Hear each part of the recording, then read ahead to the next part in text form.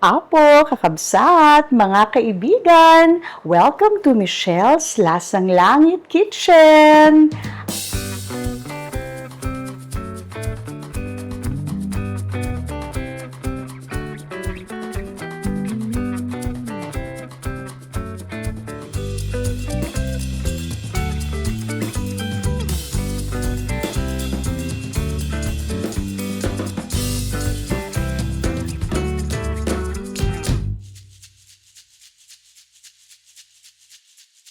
Gagawa po tayo ngayon ng kalderetang baka ala Michelle.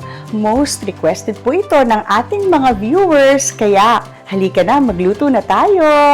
Ito pong baka ay na-marinate po natin ng overnight. Ang nilagay ko po ay 1 cup toyo, 1 cup calamansi, and 1 teaspoon black pepper. So ngayon po, iba-brown po muna natin siya para mas sumarap, mas mag-build up yung kanyang flavor, yung tinatawag nating Maillard reaction.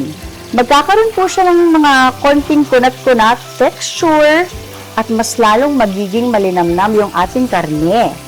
Na-marinate po natin to ng overnight. Mas masarap po kapag overnight. Mas malasa.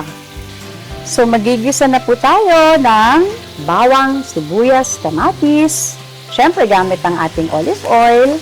At naglalagay din po ako ng konting luya lang, konti lang po, pang pa-elevate po ng lasa ng ating kaldereta. Maraming sibuyas ang ilagay natin para mas masarap. Maraming bawang din po, napakasarap. Ang bango-bango. Kamustahin po natin itong piniprito natin. Ayan, nakita niyo ho ba? Nag-brown na po siya. Ngayon naman po, maglalagay tayo ng maraming bell pepper. Maglagay po tayo ng red, maglagay din po tayo ng green.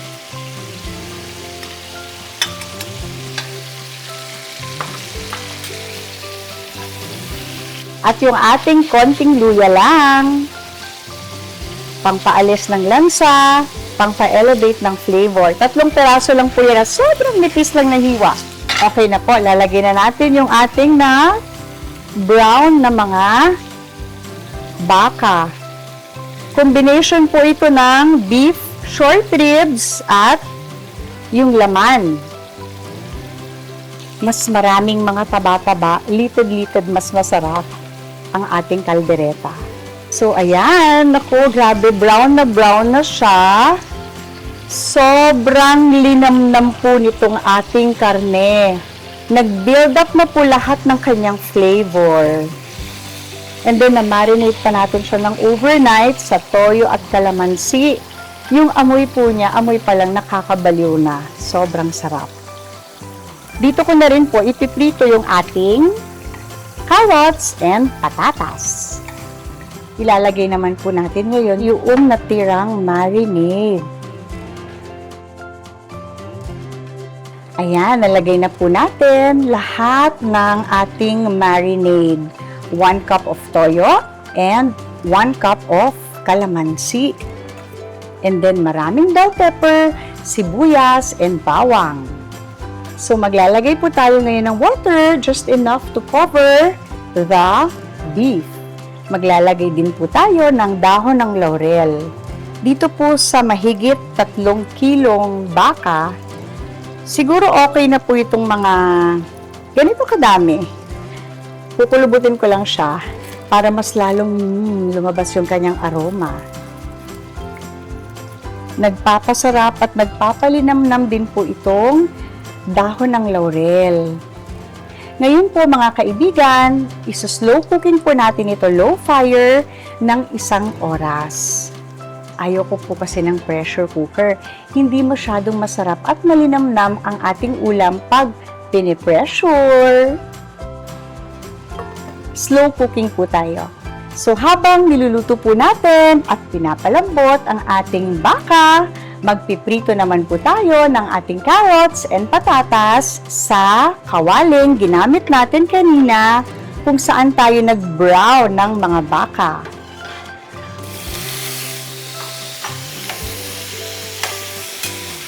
Lagyan po natin ng konting salt ang ating patatas and konting pepper.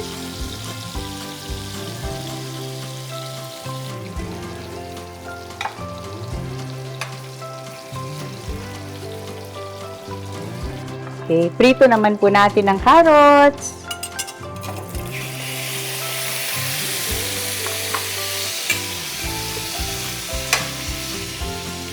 Sobrang paborito ko rin po ng carrots. Favorite ko yung medyo manamis-namis na flavor niya. Bukod po sa napaka-masustansya niya. So, ayan po, medyo caramelize na po natin ng konti ang ating carrots.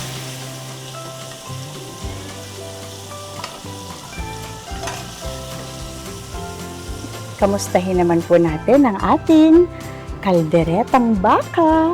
Ala Michelle, kung maaamoy niyo lang po talaga, napakabango. Amoy pa lang, amoy langit na, lasang langit na. Ayan po, malapit na siyang mag-half cook. Ilalagay na po natin ang ating beef cubes, pang booster. Ito po ay mahigit 3 kilong baka. So, naglagay po tayo ng 4 na beef cubes. At maglalagay din po tayo ng paprika. Mga 1 tablespoon lang po. Nagdadagdag po ito ng linamnam, sarap, para siyang medyo smoky flavor. Na sobrang nagko-complement po siya doon sa lasa ng ating baka. Maglalagay na rin po tayo ng tomato paste. Siguro po mga 5 kutsara ng tomato paste or 6. Hindi po ako mahilig sa tomato sauce kasi nabababawan po ako doon sa lasa. Mas malalim, mas malinamnam po pag tomato paste.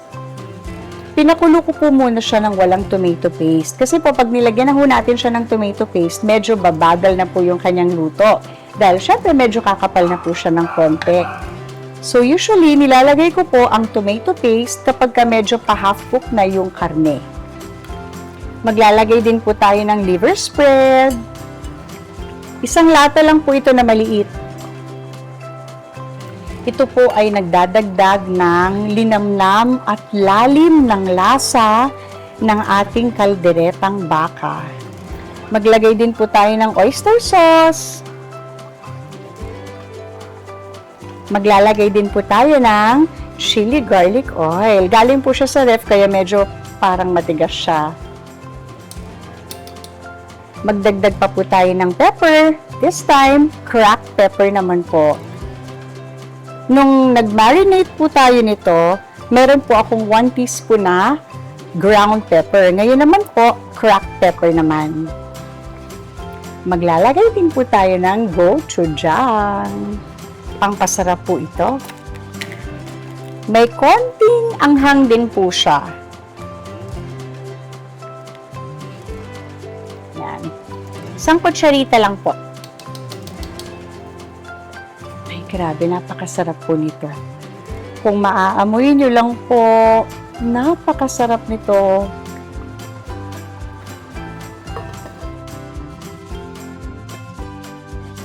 So, medyo mahigit 1 hour na siya. I-check na natin ang ating kalderetang baka ala Michelle.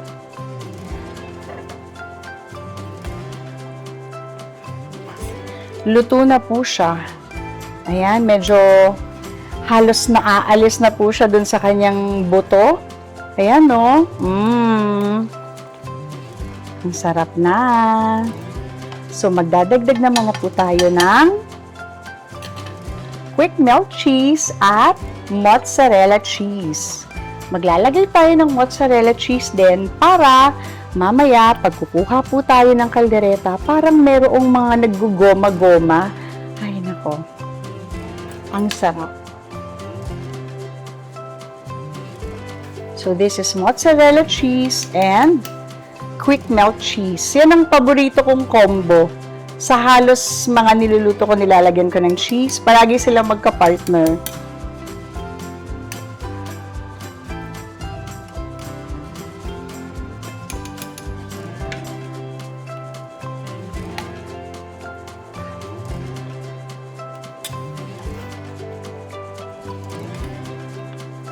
At maglalagay naman po tayo ngayon ng dagdag pa na bell pepper. Ang paborito kong bell pepper. Maglalagay po tayo ngayon towards the end because para meron pa tayong bell pepper na medyo crunchy-crunchy pa.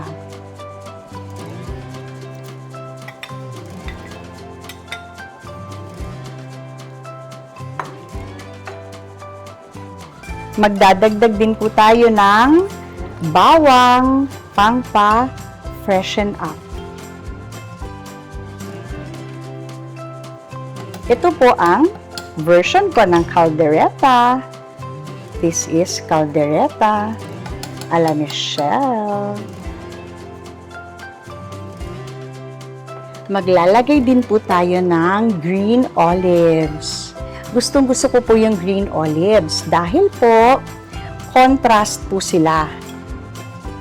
Yung pagka-crunchy niya and yung very deep savory flavor niya na kapag ka nagbe-burst doon sa mouth natin, yun yung the best. So yan, for contrast, green olives. At saka ang lakas-lakas din po niyang maka-elegante. Parang bell pepper din. At ito naman po, ang isa din sa mga sikreto ko. Naglalagay po ako ng sun-dried tomato with olive oil. Sobrang linamnam po nito. Optional lang po ito mga kaibigan, hindi po ito kailangan na ilagay niya po talaga.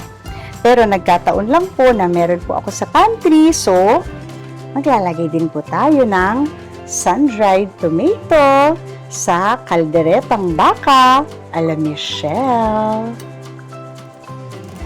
And then, maglalagay din po tayo ng konting sugar for balance at saka ang sugar po ay hindi para maging matamis yung ating kalderetang baka, pero ito po ay nagpapa-freshen up din and ini-elevate din po niya yung lasa.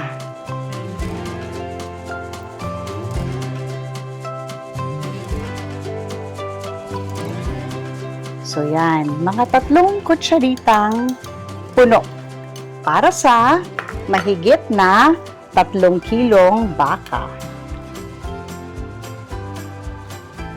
At ilalagay naman po natin ang ating mga carrots and patatas.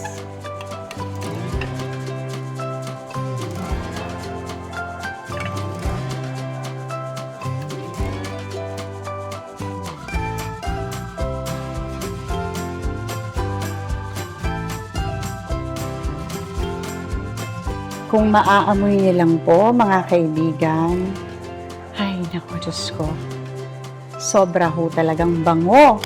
Isang kulo na lang po, okay na to. At ngayon, luto na ang ating kalderetang baka a la Michelle. Kakain na tayo. Ay, grabe. Amoy pa lang po, lasang langit na.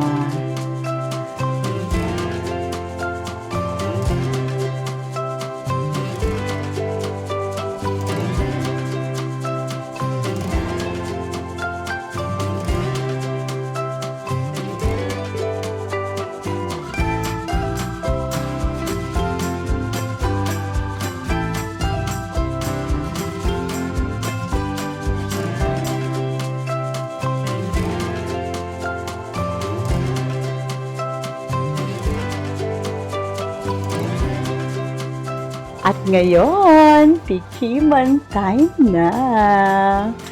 Ay, nako. Gawin niyo rin po ito sa inyong mga bahay. Ang kaldereta a la Michelle. Ito na yung favorite ko, yung olives. Tapos yung medyo may konting tidbits ng garlic.